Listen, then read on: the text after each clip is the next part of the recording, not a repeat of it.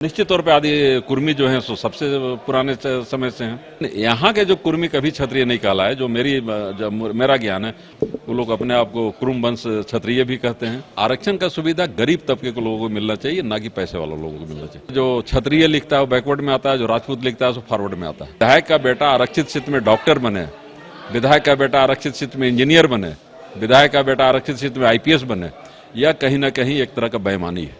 जो व्यक्ति आरक्षण का लाभ लेके आईएएस बना, आईपीएस बना, डॉक्टर बना, इंजीनियर बना, क्या उनके बेटों को भी आरक्षण की सुविधा प्राप्त होनी चाहिए? यह एक बहुत बड़ा सवाल है। आदिवासी और कुर्मी का एक विवाद है। आदिवासी समाज के लोग कह रहे हैं जो कुर्मी है वो क्षत्रिय समाज से बिलोंग करते हैं। देखिए, जहां तक हमारा अति है कि आर्थिक परिस्थिति को देखते हुए जब देश आजाद हुआ था तो आर्थिक परिस्थिति को देखते हुए आरक्षण लागू किया गया था और कुछ विशेष परिस्थिति में कुछ आरक्षण लागू मिला। अब विशाखापट्टनम का राजा जो प्योर राजपूत है लेकिन उसको आदिवासी का दर्जा प्राप्त है। क्वारमुंडा के जो जमींदार परिवार राउरकेला के जस्ट बिरमित्रापुर के जस्ट बगल में क्वारमुंडा एक जगह है, वहाँ के जितने जमींदार हैं सबको सभी राजपूत हैं लेकिन सबको ट्राइबल का दर्जा प्राप्त है। तो ये तो सरकार के द्वारा आर्थिक, वो लोग चूंकि अपने राज्य को भेस्ट कर रहे थे तो प्रिवी फर्ज नहीं लेके उन्होंने ये शर्त रखा। तो ऐसे अलग अलग तरह से आर्थिक स्थिति जिसकी खराब हो, लेकिन आज आज़ादी के 70 साल के बाद जो व्यक्ति आरक्षण का लाभ लेके आईएएस बना, आईपीएस बना, डॉक्टर बना, इंजीनियर बना, क्या उनके बेटों को भी आरक्षण की सुविधा प्राप्त होनी चाहिए? यह एक बहुत बड़ा सवाल है।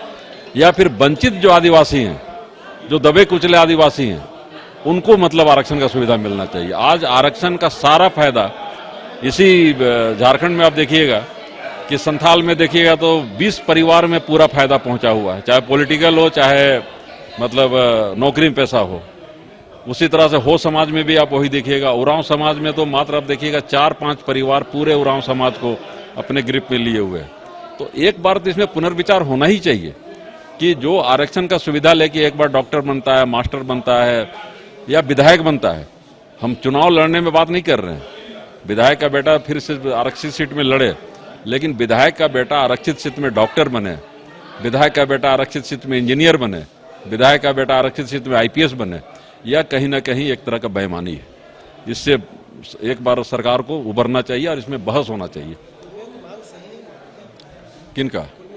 नहीं, कुर्मी का जो देखिए, चूंकि उनका तर्क है कि आदिकाल से कौन यहाँ रह रहा है।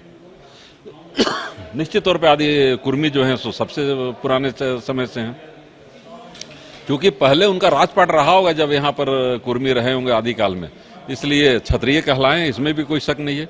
लेकिन यहाँ के जो कुर्मी कभी क्षत्रिय नहीं कहलाए, जो मेरा ज्ञान है। हाँ, अवधिया कुर्मी जरूर क्षत्रिय कहलाते हैं, वो लोग अपने आप को कुरुम वंश क्षत्रिय भी कहते हैं। तो पहले तो, अब राजपूत भी तो गुजरात में बैकवर्ड में आता है, अगर राजा फैमिली को छोड़ दीजिए तो बैकवर्ड में आता है। यही अब जो तिलक वर्मा जो अभी अधिक किया, इसी कर्नाटक में जो क्षत्रिय लिखता है वो बैकवर्ड में आता है, जो राजपूत लिखता है वो फॉरवर्ड में आता है। तो इस तरह की बहुत सी विभिन्नता आपको मिलेगी। लेकिन सबसे बड़ी चीज है, आरक्षण का सुविधा गरीब तबके के लोगों को मिलना चाहिए, ना कि पैसे वाले लोगों को मिलना चाहिए।